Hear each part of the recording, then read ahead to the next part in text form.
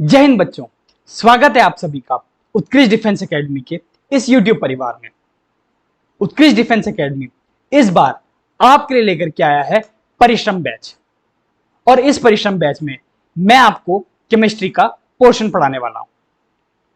अब आप लोग सोच रहे होंगे कि इस परिश्रम बैच में ऐसा नया क्या है। बेटा, इस परिश्रम बैच में हम आप लोगों को जितना भी कंटेंट प्रोवाइड करवाने वाले हैं वो बाइलिंगुअल होगा, यानी हिंदी और इंग्लिश दोनों लैंग्वेज में होगा। इससे आप लोगों को कंसेप्ट्स को और अच्छी तरीके से समझने में बहुत ही हेल्प मिलने वाली है। और इस बार हम लोग अपने केमिस्ट्री के सिलेबस को एक बहुत ही डिटेल्ड वे में पढ़ने वाले हैं, ताकि हमारे कंसेप्ट्स और अच्छे और बेहतर हो सकेंगे। तो बच्चों, शुरुआत करते हैं अपने इस सेशन की फुल एनर्जी के साथ। हमारा जो पहला चैप्टर है केमिस्ट्री का वो है फिजिकल एंड केमिकल चेंजेस। तो चलिए शुरू करते हैं। तो बेटा, आप लोग देख पा रहे होंगे स्क्रीन में, हमारा जो पहला चैप्टर है वो है फिजिकल एंड केमिकल चेंजेस, यानी भौतिक एवं रासायनिक परिवर्तन। ठीक है, तो सबसे पहले इस चीज को जानने से पहले हम लोग थोड़ा ये जान लेते हैं कि मैटर क्या होता है। बेसिकली जब कभी भी हम लोग केमिस्ट्री पढ़ते हैं, यानी कि जब कभी भी हम लोग रसायन विज्ञान के बारे में पढ़ते हैं, तो सबसे पहले जो चीज हमारे दिमाग में आती है वो आती है मैटर, क्योंकि केमिस्ट्री जुड़ी ही मैटर से है। मैटर है, फिर हम और चीज आगे पढ़ते हैं, तो सबसे पहले हम लोग मैटर को जान लेते हैं। हालांकि आप लोगों को पता ही होगा मैटर क्या है, पर फिर भी मैं एक छोटा सा आपको रिवीजन करवा देता हूं मैटर का। तो मैटर को बेटा द्रव्य बोलते हैं। क्या बोलते हैं? द्रव्य। Anything that has mass and occupies space is called matter. यानी कि दो, मास एंड ऑक्यूपाइज स्पेस, यानी कि हर वो चीज जिसका अपना एक द्रव्यमान हो, यानी कि क्या हो, अपना एक मास हो, और जो स्थान घेरती हो, यानी कि जो स्पेस को ऑक्यूपाई करती हो, वो हमारा मैटर कहलाती है, यानी कि द्रव्य कहलाती है। फॉर एन एग्जाम्पल, मैं अभी इस पेन से लिख रहा हूं, आपको दिख रहा है। अब इसका कुछ ना कुछ अपना एक वेट होगा कि नहीं होगा। अब इनकेस मैं अपने इसको हाथ में रखता हूं या कोई प्लेन पेपर में रखता हूं, तो आप लोग देख रहे हैं कि ये क्या है, स्पेस भी ऑक्यूपाई कर रहा है साथ में। तो दोनों चीज हो गई, दोनों कंडीशन सेटिस्फाई हो गई ना बेटा। क्या हुआ, एक तो इसका अपना एक मास है कि नहीं है, और दूसरा मैंने इसको अगर किसी भी प्लेस में रखा है तो इसने क्या कर लिया, वो स्पेस ऑक्यूपाई कर लिया। तो इसका मतलब ये क्या है, एक मैटर है। और जो मैटर होता है ना, वो बहुत सारे एटम्स से मिलकर बनता है। एटम्स यानी परमाणुओं से मिलकर बना होता है। तो मैटर क्लियर हो गया। एक बार फिर बोलता हूं, anything that has mass and occupies space is called matter. ठीक है, नाउ अब हम बात करते हैं फिजिकल प्रॉपर्टीज की। तो फिजिकल प्रॉपर्टीज यानी भौतिक गुण। ठीक है, बेसिकली जब कभी भी फिजिकल प्रॉपर्टीज की बात होती है, तो फिजिकल का मतलब आप लोग इतना अंदाजा जरूर लगाइएगा कि फिजिकल का मतलब किसी भी सब्सटेंस का बाहरी हम लोग क्या उसमें देख पा रहे हैं, आउटसाइड वाला, उसका स्ट्रक्चर क्या है ना, उसका कलर क्या है, ये सब चीजें है ना। तो ये चीजें हमारी फिजिकल प्रॉपर्टीज में आती हैं। तो एक बार डेफिनेशन पढ़ लेते हैं। A physical property is an attribute of matter that is independent of its chemical composition. यानी कि यहां पे जो ध्यान देने वाली बात है वो है independent of its chemical composition. यानी कि भौतिक गुण किसी पदार्थ का वह गुण होता है जो उस पदार्थ के रासायनिक संगठन से स्वतंत्र होता है। मतलब उसका केमिकल कंपोजिशन क्या है, उससे कोई फर्क नहीं पड़ने वाला है बेटा। किसी भी सब्सटेंस का केमिकल कंपोजिशन क्या है, उससे कोई भी फर्क नहीं पड़ने वाला है। बस हमें फर्क पड़ने वाला है उसकी फिजिकल स्टेट से, उसकी सॉल्युबिलिटी से, उसके कलर से, है ना। तो ये सब चीजें हमारी भौतिक गुण में आती है, यानी कि इसमें केमिकल कंपोजिशन से कोई भी फर्क नहीं पड़ता है। फॉर एन एग्जाम्पल, अब हमारे भौतिक गुणों के प्रकार, टाइप्स ऑफ फिजिकल प्रॉपर्टीज। तो फिजिकल प्रॉपर्टीज जो होती हैं बेसिकली कलर हैं, melting point, boiling point, density, mass, volume, length, shape, ये सब क्या है, हमारी फिजिकल प्रॉपर्टीज हैं। ठीक है, लेकिन हमने फिजिकल प्रॉपर्टीज को दो टाइप्स में बांटा है। एक होती है इंटेंसिव फिजिकल प्रॉपर्टीज और दूसरी होती है एक्सटेंसिव फिजिकल प्रॉपर्टीज। तो इंटेंसिव यानी कि गहन भौतिक गुण, और एक्सटेंसिव मतलब होता है व्यापक भौतिक गुण। तो इंटेंसिव यानी कलर हो गया, मेल्टिंग पॉइंट हो गया, बॉइलिंग पॉइंट हो गया, डेंसिटी हो गया, ये क्या है हमारा इंटेंसिव फिजिकल प्रॉपर्टीज। तो हम लोगों ने थर्मोडायनेमिक्स में इंटेंसिव प्रॉपर्टीज पढ़ा था ना, तो इंटेंसिव प्रॉपर्टीज क्या होती हैं, जो इररिस्पेक्टिव होती हैं, जिनको कोई भी इंडिपेंडेंट होती है कि कितना हमारे पास मास या कितना हमारे पास जो भी हमने सब्सटेंस लिया है अंडर स्टडी, वो कितना हमने लिया है, उसका अमाउंट क्या है ना भाई। अब आप लोग देखिए, हमारे पास एक ग्लास वाटर है, ठीक है, तो वो कलरलेस होगा। अगर हमारे पास एक बाल्टी में वाटर है तो वो भी कलरलेस होगा, ठीक है। हम कितना भी बड़ा देखें तो बेसिकली उस सब्सटेंस की क्वांटिटी कितनी है उससे इररिस्पेक्टिव होती है इंटेंसिव प्रॉपर्टीज, है ना। और एक्सटेंसिव प्रॉपर्टीज यानी कि जो व्यापक भौतिक गुण होंगे, उसमें कितना अमाउंट हम लोग ले रहे हैं, उस अमाउंट के हिसाब से उसकी प्रॉपर्टी में डिफरेंस आएगा, यानी कि अंतर आएगा। तो देखिए इंटेंसिव प्रॉपर्टीज, अब देखिए कलर की मैंने बात कर ली भाई, मेल्टिंग पॉइंट ले लो, बॉइलिंग पॉइंट है, डेंसिटी है, ये कितना भी हम सब्सटेंस ले भाई, अगर हम 1 ग्राम सब्सटेंस लेंगे तो भी उसका कलर जो है वही रहने वाला है, और उसी सब्सटेंस का हम लोग 100 ग्राम लेंगे या 1 केजी लेंगे तो भी उसका कलर वही रहने वाला है, ठीक है। एक्सटेंसिव प्रॉपर्टीज में क्या क्या हो गया, मास हो गया, वॉल्यूम हो गया, लेंथ हो गया, शेप हो गया। यानी कि अब अगर सपोज हमारे पास जो है 5 मीटर हमने कोई थ्रेड ले रखा है किसी भी सब्सटेंस का, अब अगर इसमें कट कर दूंगा तो ये कितना रह जाएगा मेरे पास, 3 मीटर या 4 मीटर, जितना मैं कट करूंगा। इनकेस में 2 मीटर कट करता हूं तो मेरे पास 3 मीटर रहेगा वो, यानी कि लेंथ में भी फर्क पड़ेगा ना, अब वॉल्यूम में भी फर्क पड़ता है भाई। अगर मैं किसी भी सब्सटेंस को 1 लीटर लूंगा तो भाई ज्यादा अमाउंट उसमें आ रहा है भाई, अगर उसी का सब्सटेंस को मैं अगर 100 ml लूंगा तो कम आ रहा है। तो बेसिकली इंटेंसिव और एक्सटेंसिव फिजिकल प्रॉपर्टीज होती हैं। तो फिजिकल प्रॉपर्टीज मतलब क्या, जो केमिकल कंपोजिशन में जिनका कोई भी फर्क नहीं पड़ता है, वो हमारी फिजिकल प्रॉपर्टीज कहलाती हैं। एक बार फिर बता देता हूं, फिजिकल प्रॉपर्टीज में हमारा कलर आएगा, मेल्टिंग पॉइंट आएगा, बॉइलिंग पॉइंट आएगा, density, mass, volume, length, shape, size, ये सब चीजें हमारी किस में आएंगी, फिजिकल प्रॉपर्टीज में आएंगी।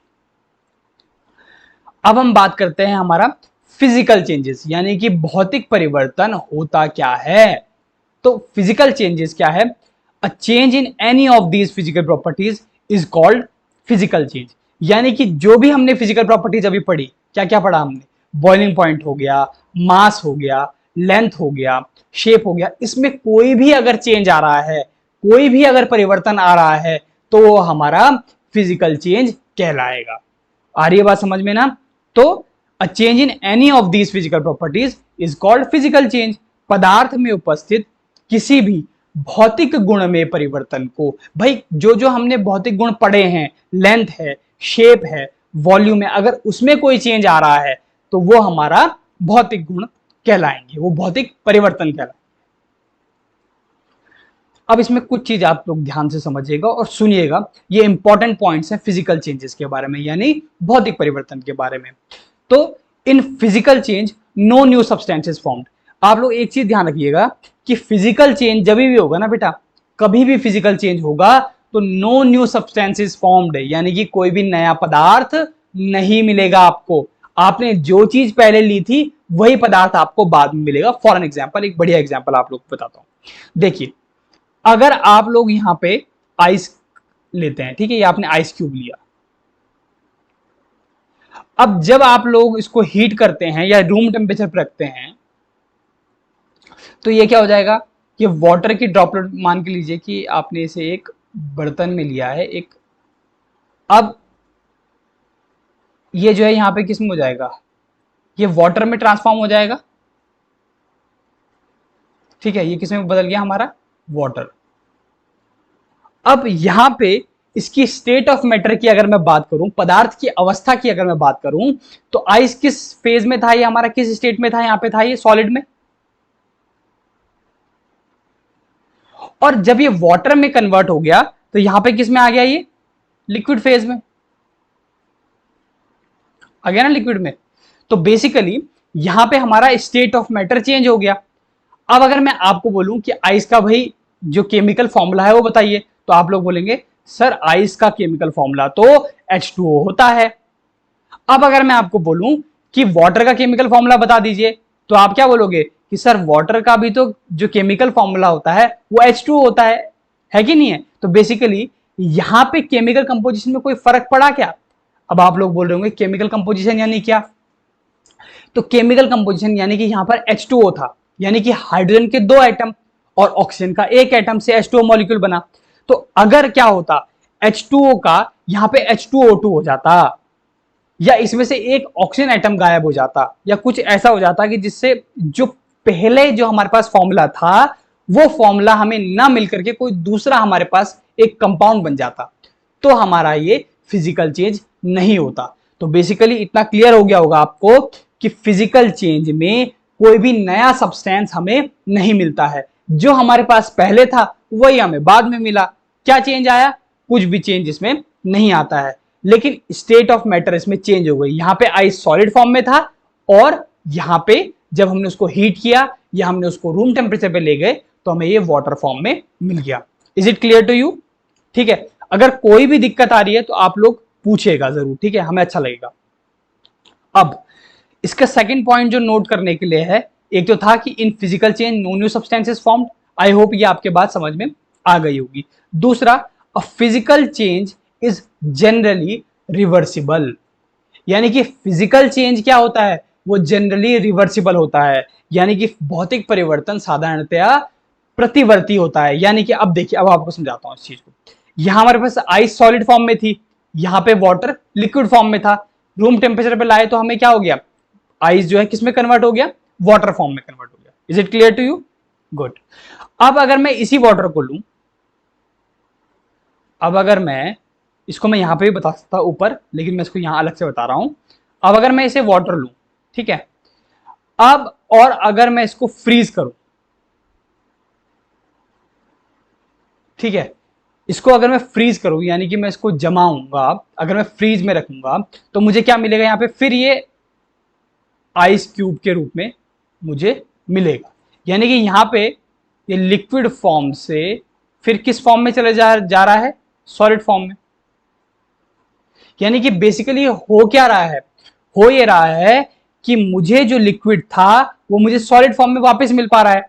यानी कि इसका मतलब यही तो हुआ कि भाई पहले मेरे पास, देखिए पहले मेरे पास क्या था, आइस फॉर्म में था, वाटर जो था आइस फॉर्म में था, यानी कि उसका स्टेट ऑफ मैटर क्या था, सॉलिड। ठीक, अब मैंने इसको हीट किया या मैं इसको रूम टेम्परेचर पे ले आया तो मुझे ये वाटर मिल गया, और किस फॉर्म में, लिक्विड फॉर्म में। अब अगर मैं इस लिक्विड फॉर्म में जो प्रेजेंट जो वाटर है इसको मैं फ्रीज करूंगा तो मुझे वापस ये आइस में मिलेगा, यानी कि सॉलिड फॉर्म में मुझे वापस मिल रहा है। तो यानी कि बेसिकली हो क्या रहा है, यानी कि जिस चीज से मैंने शुरू किया था, मेरे को फिर मैंने आइस सॉलिड से शुरू किया था, फिर मुझे वाटर ही मिला लेकिन लिक्विड फॉर्म में, फिर मैंने इस लिक्विड वाटर को जो है क्या किया, फ्रीज किया, तो मुझे वापस आइस मिल गया। तो ओवरऑल क्या चीज हुई, मैंने जहां से शुरू किया था वहीं पे मैं पहुंच गया। ठीक, तो इसीलिए हम कहते हैं कि फिजिकल चेंज इज रिवर्सिबल, यानी कि जो हमारा भौतिक परिवर्तन होता है वो प्रतिवर्ती होता है। ठीक है, अब एग्जाम्पल्स ऑफ फिजिकल चेंजेस, यानी कि जो हमारे भौतिक परिवर्तन हैं उनके कौन कौन से हमारे पास एग्जाम्पल्स हो सकते हैं। देखिए, इवेपोरेशन, कहीं भी आपको इवेपोरेशन देगा। देखिए एनडीए के एग्जाम में जब क्वेश्चन आता है ना, तो कई बार तो सीधे डायरेक्ट क्वेश्चन पूछ लेता है फिजिकल एंड केमिकल चेंजेस से, लेकिन कई बार वो जो प्रोसेस है ना फिजिकल और केमिकल चेंजेस की, वो प्रोसेस में बोल देता है कि इन चारों में से देखिए कि कौन कौन से फिजिकल चेंजेस हैं। अब यहां पे क्या होता है, बच्चा कंफ्यूज होता है, लेकिन हमें कंफ्यूज नहीं होना है। हमें क्या है, हमें इसीलिए कंसेप्ट को ध्यान से समझना है, इसीलिए मैं बार बार फोकस कर रहा हूं कि फिजिकल चेंज में क्या हो रहा है, एक तो नया सब्सटेंस फॉर्म नहीं हो रहा है, दूसरी बात उसमें जो है फिजिकल चेंज क्या होता है, रिवर्सिबल होता है नेचर में, उसकी प्रकृति क्या है, प्रतिवर्ती प्रकृति है। ठीक, एग्जाम्पल की बात करूं फिजिकल चेंजेस के, तो इवेपोरेशन इसका एग्जाम्पल है, यानी कि वाष्पीकरण इसका एग्जाम्पल है। ठीक, डिस्टिलेशन यानी कि आसवन भी फिजिकल चेंज का एग्जाम्पल है। देखो इवेपोरेशन यानी कि क्या कीजिए, पानी आपने लिया, इसको बॉईल कर दीजिए, ठीक है, और ऊपर से उसमें एक लिड ढक्कन लगा दीजिए, तो क्या होगा, जितना पानी आपने बॉईल किया वो सब उसमें जो है किसमें, वो वाष्पित हो जाएगा, वो इवेपोरेट हो जाएगा, उसमें आ जाएगा ना, उस लिड में उसकी ड्रॉपलेट्स जमा हो जाएंगी, फिर वो आपस में कंडेंस होंगी, वापस नीचे मुझे वाटर मिलेगा, है ना। जो हमारा वाटर साइकिल है या रेन जो साइकिल है वो ऐसे ही तो हमें रेन देता है कि नहीं है। दूसरी बात है डिस्टिलेशन। डिस्टिलेशन भी एक फिजिकल चेंज है। सब्लिमेशन, ऊर्ध्वपातन जिसे हम लोग कहते हैं। कंडेंसेशन यानी कि संघनन। कंडेंसेशन का मतलब होता है कि छोटी छोटी, हम बेसिकली एग्जांपल पढ़ते हैं ना वाटर रेन साइकिल का, तो क्या है, जब ऊपर जो हमारा एटमॉस्फेयर है वहां पे जो वाटर की जो ड्रॉपलेट्स हैं वो ऊपर ठंडी हो जाती हैं एटमॉस्फेयर में जाकर के, और वहां ठंडी हो जाने के बाद वो आपस में पास पास आने लगती हैं और कंडेंस हो जाती है, तो वो एक जो है क्लाउड की फॉर्म में वो वहां पे मिल जाती है हमें, ठीक है। तो कंडेंसेशन भी किसका एग्जाम्पल हो गया, हमारा फिजिकल चेंज का एग्जाम्पल है। इसी तरीके से मैग्नेटाइजेशन, चुंबकीकरण। हमने बचपन में बहुत ज्यादा क्या किया होगा, एक चुंबक लिया और हमने क्या किया, उसमें एक सिक्का चिपकाया तो वो चिपक गया, उसके बाद हमने दूसरा कॉइन लिया कोई, या कोई मेटल लिया, वो भी चिपक गया, फिर तीसरा, तब तक सिक्के उसमें चिपकते रहेंगे आपस में, वो ऐसे कनेक्ट होते रहेंगे जब तक उसकी जो मैग्नेटिक फील्ड की जो इंटेंसिटी है वो कम नहीं हो जाएगी। एक एक स्टेज में आकर के उसकी जो स्ट्रेंथ है मैग्नेटिक फील्ड की वो खत्म हो जाएगी और सिक्के और चिपकना बंद हो जाएंगे उसमें, है ना, ये हमने देखा है कई बार। तो चुंबकीकरण यानी कि मैग्नेटाइजेशन भी क्या है, एक फिजिकल प्रोसेस है। इसी तरीके से क्रिस्टलाइजेशन यानी कि क्रिस्टलीकरण होना, ये भी हमारा एक फिजिकल चेंज है।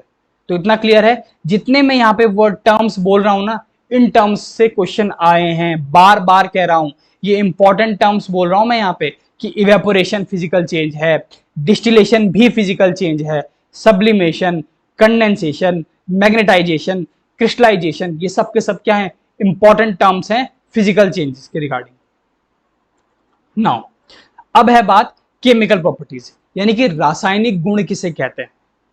तो chemical property depends on it's valency, internal structure and reactivity. तो अगर मैं बात करूं, ठीक है, देखिए अब आप, जो केमिकल प्रॉपर्टी होती है वो डिपेंड करती है किस पे, वैलेंसी पे, इंटरनल स्ट्रक्चर पे और रिएक्टिविटी पे।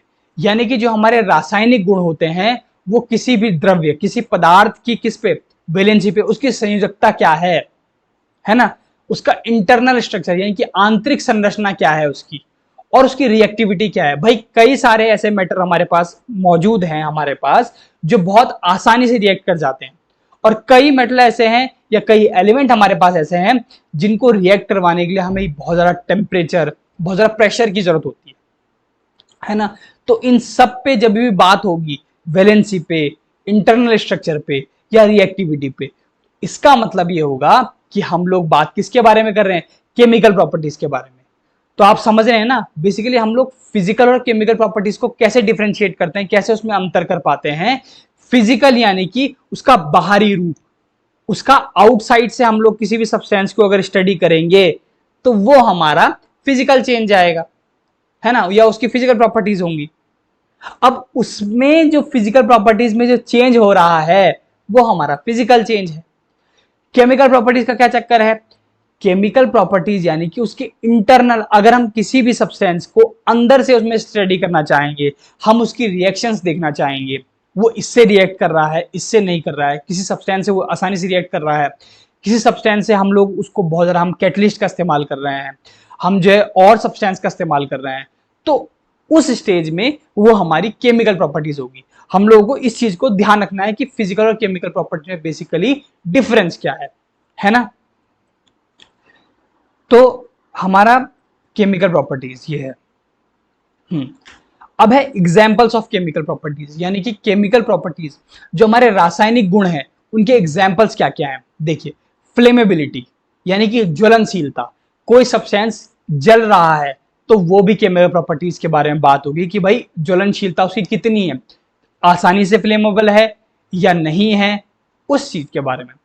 टॉक्सिसिटी यानी कि विषाक्तता, क्या वो मतलब टॉक्सिक होने का मतलब, ये टॉक्सिसिटी होने का मतलब, या हम टॉक्सिक वर्ड से टॉक्सिसिटी बनाए ना, तो टॉक्सिक का मतलब ये हो जाएगा हमारा कि क्या उसमें जहर वाला अगर कोई सब्सटेंस है तो वो भी केमिकल प्रॉपर्टीज में।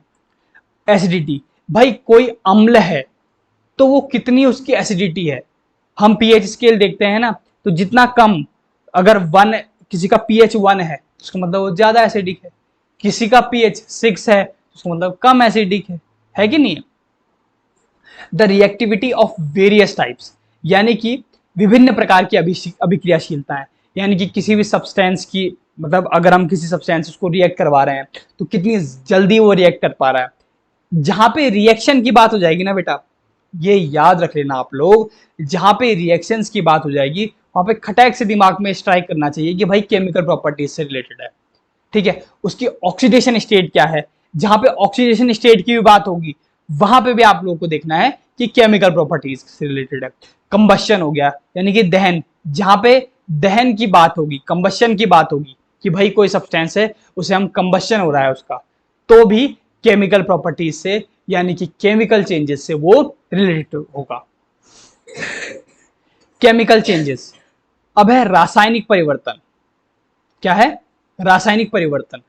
तो a change in any of these chemical properties is called chemical changes, यानी कि जो केमिकल प्रॉपर्टीज हमने पढ़ी है ना, उन केमिकल प्रॉपर्टीज में अगर कोई भी चेंज हो रहा है तो वो हमारा केमिकल चेंज होगा, है ना। जैसे फिजिकल प्रॉपर्टीज में क्या, फिजिकल चेंजेस क्या थे?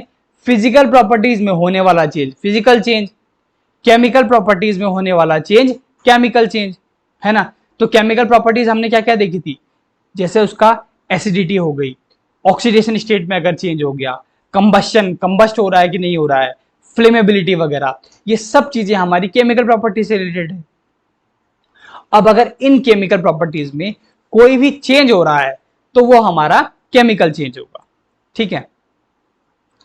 तो केमिकल चेंज के बारे में भी आपको दो चीजें ध्यान रखनी है कि पहला, always new substance is formed after chemical change.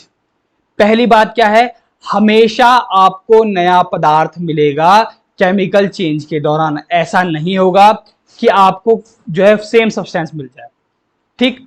और दूसरी बात, chemical change is not reversible.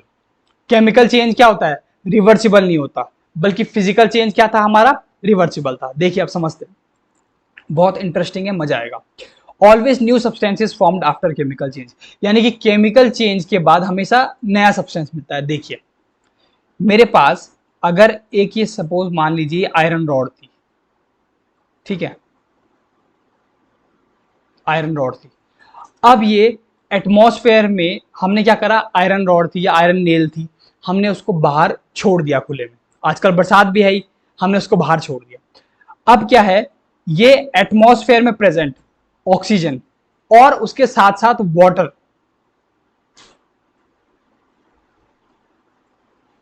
है कि नहीं है? हम वाटर को यहां और ऑक्सीजन को ऊपर ले सकते हैं, ठीक है।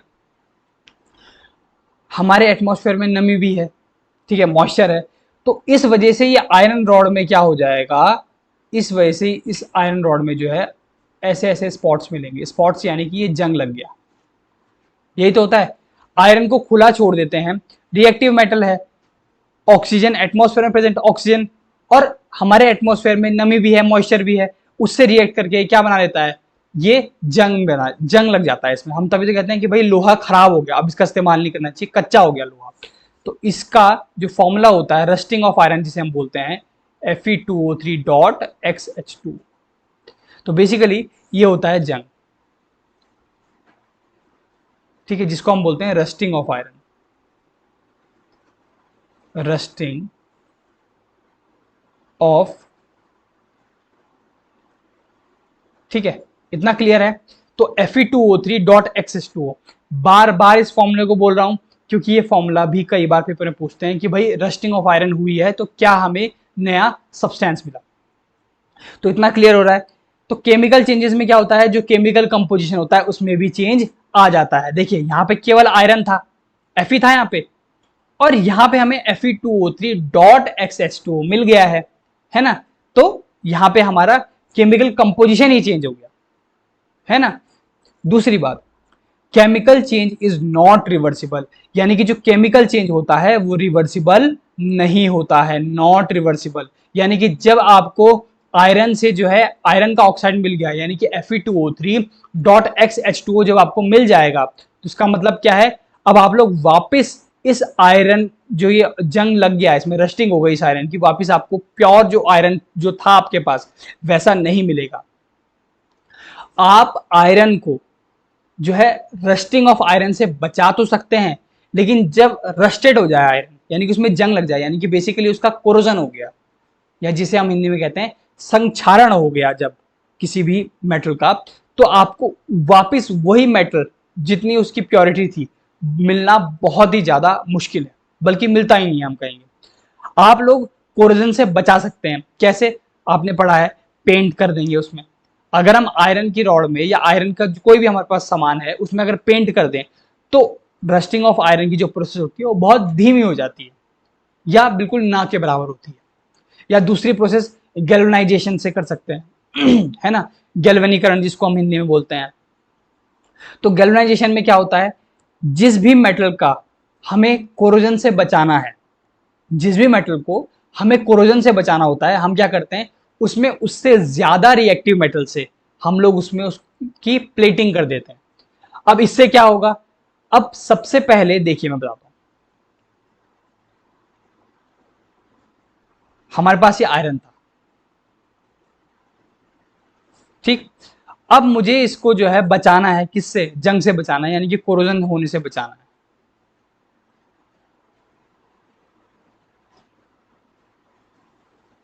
क्या होगा, अब गैल्वेनाइजेशन में क्या होता है कि ये आयरन था मेरे पास, अब मुझे पता है कि आयरन में जो है जंग लगता है, तो या तो मैं इसमें पेंट कर दूं या कोई लुब्रिकेंट लगा दूं, है ना, तो इससे क्या होगा, ये बच जाएगा। लेकिन गैल्वेनाइजेशन प्रोसेस में क्या होता है, इस आयरन का जो ये पीस है इसमें मैं क्या करूंगा, एक ऐसे मेटल, कलर चेंज कर लेता हूं इससे आप लोगों को आसानी होगी।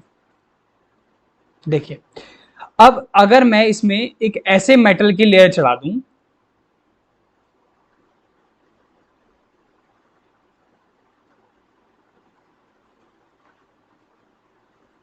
अब अगर मैं इस आयरन को एक ऐसी मेटल की लेयर से जो है कवर अप कर दूं पूरा, जो इस मेटल से, जो इस आयरन मेटल से ज्यादा रिएक्टिव है, तो क्या होगा, तो पहले एयर के कांटेक्ट में कौन आएगा, जो ज्यादा रिएक्टिव मेटल है, यानी कि ये जो मेटल है ये एयर के कांटेक्ट में पहले आएगा, और एयर के कांटेक्ट में अगर ये पहले आएगा तो यानी कि कोरोजन पहले इस वाले मेटल को होगा जिसे मैंने ग्रीन से दिखाया है। Is it clear to you? यानी कि हमारा जो आयरन है वो बच जाएगा कोरोजन होने से, है ना, बहुत बढ़िया टेक्निक है ना। तो ये होता है गैल्वेनाइजेशन। क्या होता है ये? गैल्वेनाइजेशन, जिसको हम लोग हिंदी में गैल्वेनीकरण बोलते हैं। नेक्स्ट, अब अगर मैं एग्जाम्पल की बात करूं केमिकल चेंजेस के, तो बर्निंग ऑफ एनीथिंग, एनीथिंग यानी कि किसी भी चीज का जलना, यानी कि जब कभी भी जलने की बात हो जाए तो तुरंत आप लोगों के दिमाग में स्ट्राइक करना चाहिए, भाई अगर मैं बोल रहा हूं कि मानिए मैं बोल रहा हूं कागज का जलना, ये एक पीस ऑफ पेपर है, इसका अगर जलने की मैं अगर बात करूंगा तो आप लोगों को बोल देना चाहिए कि ये क्या है, एक केमिकल चेंज है। क्या है? एक केमिकल चेंज है, ठीक। इसी तरीके से रस्टिंग ऑफ आयरन, अभी हमने इतना डिटेल में उसके बारे में पढ़ लिया। फूड डाइजेशन, भोजन का पाचन, वो भी क्या है, हमारा एक केमिकल चेंज है। मिल्क टू कर्ड, दूध का दही बनना, ये भी एक केमिकल चेंज है। कैसे? भाई दूध से आप लोग दही बना लेंगे, ठीक है, लेकिन दही से वापस दूध बन सकता है क्या? नहीं। इसीलिए कहा जाता है कि chemical change is not reversible in nature, वो प्रतिवर्ती नहीं होता है कुल मिलाकर, ठीक है। फिजिकल चेंज था हमारा प्रतिवर्ती, लेकिन केमिकल चेंज जो है प्रतिवर्ती नहीं होता है। इस बात को आप लोग क्लियर कट रखना, बच्चे कंफ्यूज हो जाते हैं फिजिकल और केमिकल चेंज में, तो इन चीजों को आप लोग ध्यान रखेंगे। अब इसमें मैं आपको एक चीज बताता हूं, देखिए, ठीक है, एक बेहतरीन एग्जाम्पल एनडीए बहुत बार पूछता है। ये मान के चलिए कि मेरे पास ये एक कैंडल है, लग रही है ना कैंडल, उम्मीद करता हूं कि कैंडल लग रही होगी। ठीक है, ये मेरे पास मोमबत्ती है। अब हम जानते हैं कि मोमबत्ती में क्या होता है, ये एक थ्रेड, एक धागा होता है, उसके चारों तरफ मोम लपेटी हुई होती है। अब अगर मैं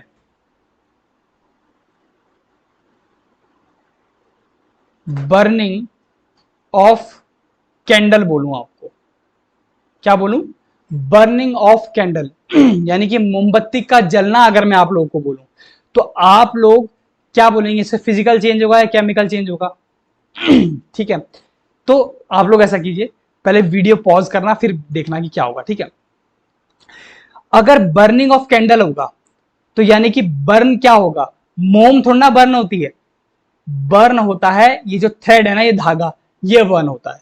तो ये क्या है, हमारा एक केमिकल चेंज है, क्योंकि मैंने आपको कहा कि burning of anything is called chemical change. ठीक है, तो जब कभी भी कैंडल की बात करेगा, कंफ्यूज होते हैं बच्चे इस बारे में कि भाई अगर बोलेगा बर्निंग ऑफ कैंडल क्या है, तो केमिकल चेंज। क्यों? क्योंकि मोम नहीं जलता है, जलता है धागा। धागे के गर्म होने से क्या होता है, इधर ये मोम ऐसे पिघल रही होती है, फिर यहां ये मोम ऐसे। ठीक, अब दूसरी चीज क्या होती है, एक तो है burning of candle is chemical change, एक होता है melting of candle. Melting of candle, अच्छा मेल्टिंग की बात करेगा तो एक फिजिकल चेंज होगा। ये क्या होगा हमारा, एक फिजिकल चेंज। क्योंकि मेल्टिंग ऑफ कैंडल का मतलब यह है कि जो मोम है, ये जो मोम है, ये जो मोम ये पिघली हुई थी। ठीक है, ये मोम जो पिघली हुई थी, इस मोम से हम लोग वापस जो है मोमबत्ती बना सकते हैं। ठीक, लेकिन इस केस में थ्रेड जल जाता है। ठीक, हम लोग मेल्टिंग ऑफ कैंडल की जब कभी बात करेंगे तो आप लोगों को पता होना चाहिए melting of candle is physical change, बल्कि burning of candle is chemical change. ये क्वेश्चन में कंफ्यूज बहुत होते हैं, इसलिए कंफ्यूज मत होना।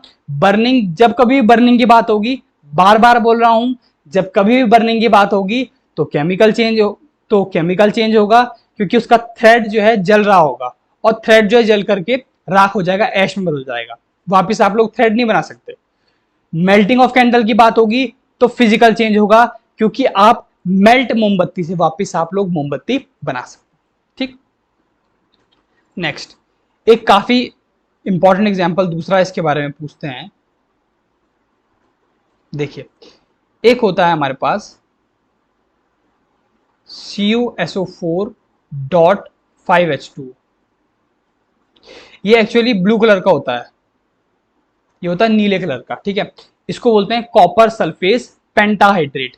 पेंटाहाइड्रेट यानी कि इसमें जो वाटर ऑफ क्रिस्टलाइजेशन है, यानी कि जो क्रिस्टलीकरण का जो जल है, वो 5 मॉलिक्यूल्स इसमें वाटर के एडेड होते हैं। अब देखिए, अगर इसको हीट करते हैं ना, हम नॉर्मल हीट करते हैं, तो बेसिकली हमारे पास CuSO4+5H2O मिलता है। यानी क्या हुआ, यहां से ब्लू कलर का था और यहां पे ये क्या हो गया, व्हाइट कलर का हो गया। तो ये कौन सा चेंज है, ये हमारा फिजिकल चेंज होगा, क्योंकि केमिकल कंपोजिशन पहले कॉपर सल्फेट था, बाद में भी कॉपर सल्फेट ही मिला है कि नहीं है।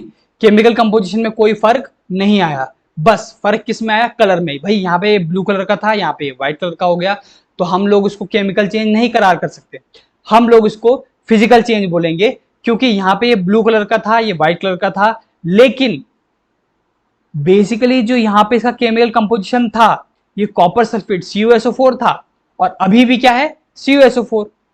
तो कोई इसमें केमिकल कंपोजिशन में चेंज आया नहीं आया, इसीलिए ये कौन सा चेंज होगा हमारा, ये होगा फिजिकल चेंज। लिख भी देता हूं, this is physical change, physical. लेकिन अब अगर मैं इसको इसको मैं स्ट्रांगली हीट करूं, स्ट्रांगली हीटेड, तब हमें क्या मिलता है, CuO प्लस SO3, यानी कि फिर हमें जो सॉल्ट मिलेगा वो ब्लैक कलर का हमें मिलेगा, यानी कि यहां ब्लू था, यहां ये व्हाइट हो गया, फिर वापस ये ब्लैक हो गया। तो इसका मतलब क्या है, यहां पे देखिए कंपोजिशन CuSO4 था, कलर की बात बाद में करेंगे, पहले ये CuSO4 था, अब ये CuO हो गया, यानी कि यहां पे कॉपर सल्फेट था, अब ये क्यूप्रिक ऑक्साइड हो गया ना। तो अब इसके क्यूप्रिक ऑक्साइड होने से क्या हुआ कि इसका कलर भी चेंज हो गया। तो बेसिकली वहां पे कंपोजिशन क्या था, CuSO4 था, अब यहां पे CuO हो गया, तो कंपोजिशन में फर्क आ गया। अब यानी कि कंपोजिशन में फर्क आ गया तो इसका मतलब क्या हुआ कि केमिकल चेंज हुआ, यानी कि यहां पे इस प्रोसेस में इसको मैं फर्स्ट डाल देता हूं, इसको मैं सेकंड लिखता हूं, इसको मैं थर्ड लिख देता हूं, ठीक है। तो जब फर्स्ट से सेकंड चीज जाएगी तो हमारा कौन सा चेंज होगा, फिजिकल चेंज, फिजिकल, ठीक।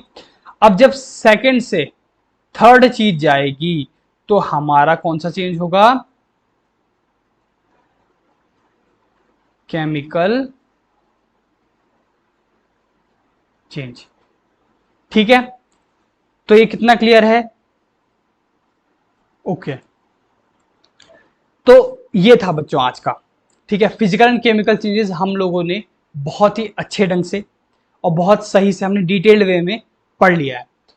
आप लोगों को अगर कोई भी इस टॉपिक से रिलेटेड डाउट है तो आप लोग जरूर कमेंट बॉक्स में आप लोग कमेंट कीजिएगा, हम लोग जरूर से आप लोगों की जो है बेस्ट हेल्प हम लोग आप लोग जरूर करेंगे, ठीक है। तो अब हम नेक्स्ट वीडियो में स्टार्ट, तो इसी को हम लोग कैरी ऑन करेंगे, पहली बात।